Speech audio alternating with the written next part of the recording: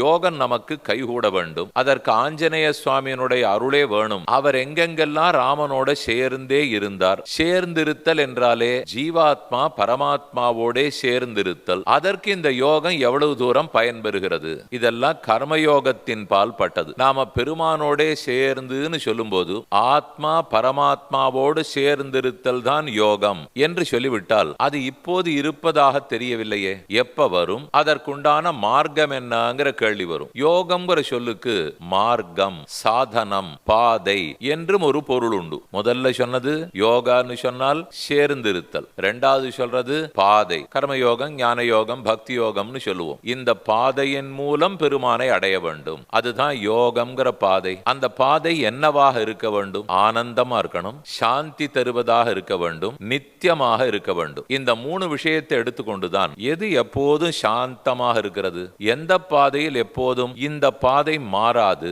விகாரமே இருக்காது, எப்போதும் நித்தியமாக இருக்கும், அது எதில் இருக்கிறது? ஆனந்தம் எதில் இருக்கிறது? நம்ம என்ன பணத்தோட படிச்சவனா பதவி பட்டத்தில் இருந்தாலும் ஆனந்தமா இருக்கணும். அது எப்போதும் விட்டு விலகி போய்விடக் கூடாது.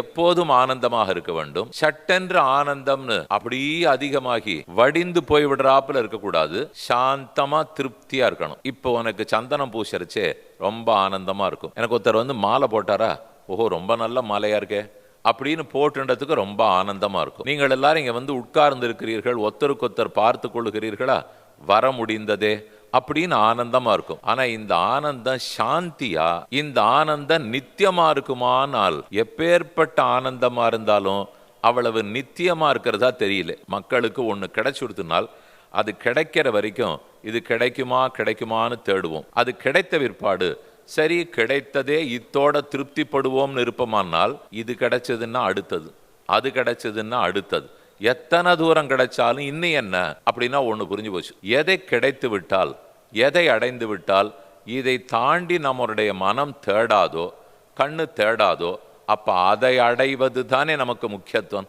அது எங்க இருக்கிறதுங்கிற தேடல் தான் வரும். அதை நாம படிச்சுட்டு இருக்கிற பள்ளிக்கூட புத்தகத்தில் இருந்தோ கல்லூரி புத்தகத்தில் இருந்தோலாம் அது கிடைக்க போறதில்லை.